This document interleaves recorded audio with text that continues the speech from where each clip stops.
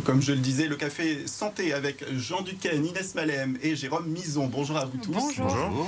Et cette bonne nouvelle tout d'abord, parce que c'est vrai qu'on va peut-être commencer par ça avant de passer à la mauvaise, notre vitalité, notre espérance de vie en tout cas, est de plus en plus grande. Heureusement, malgré tout, notre vitalité est un peu plus fragile et face à cette épidémie de fatigue moderne, on prend l'exemple sur nos grands-parents finalement. Jérôme Mison, vous êtes de Vipaly et vous nous parlez de ce phénomène. On peut même aller un peu plus loin que nos grands-parents, on peut aller voir nos ancêtres et même les premiers humains, d'accord ?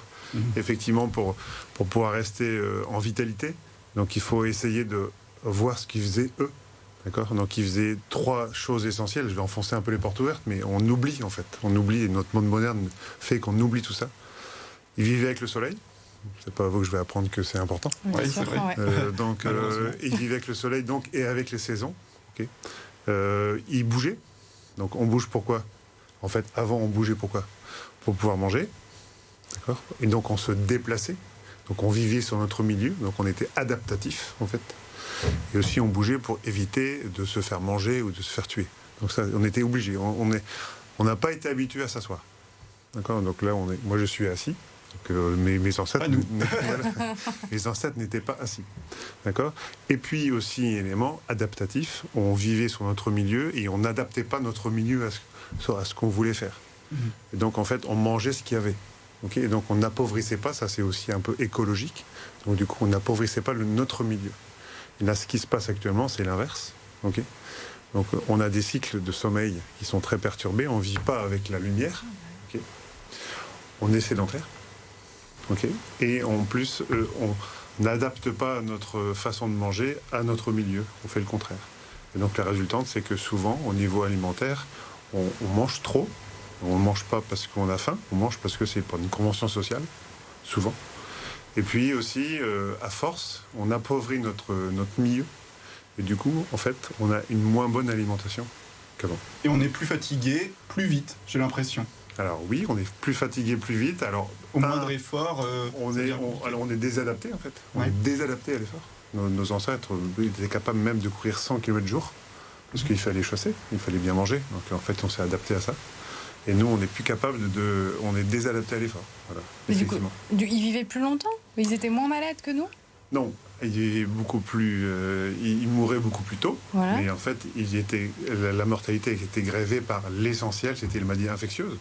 Ils ne savaient pas, en fait, ce que c'était. Donc, ils mouraient de ça, essentiellement. Mais par contre, les analyses, quand on retrouve des ossements, on analyse, et la qualité de l'os était un très bon os.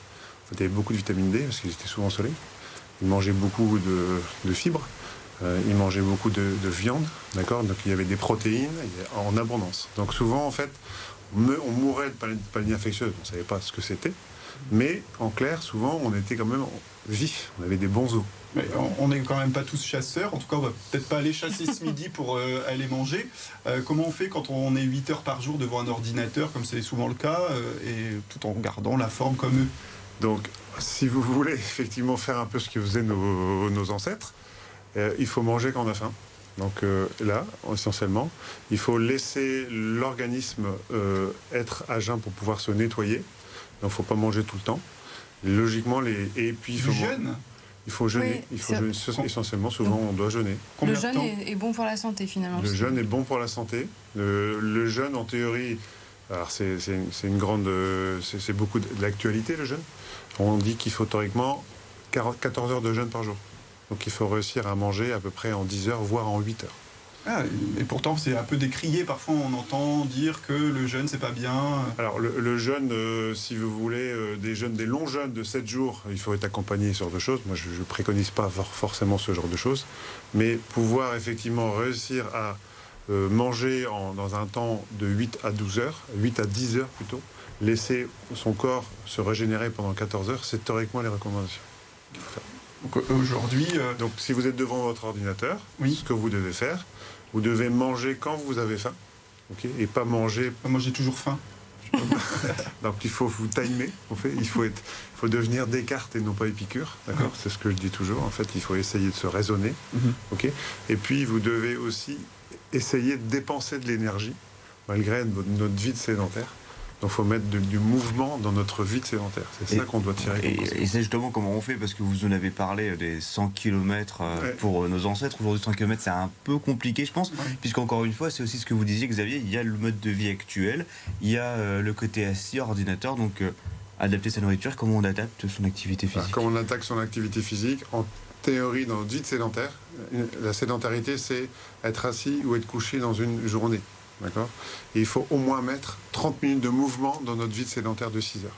Donc c'est proportionné. D'accord ? Donc là, je vais finir mon activité, je vais finir mon interview avec vous. Je vais marcher, je vais prendre les escaliers, je vais monter, je vais descendre, je ne vais pas appuyer sur l'ascenseur. Ce genre de choses toutes bêtes. D'accord ? Et là maintenant, on recommande non pas de l'activité physique à courir, mais juste des dépenses physiques. D'accord ? C'est juste marcher. D'accord ? C'est juste essayer au maximum de faire ce genre de choses. Voilà.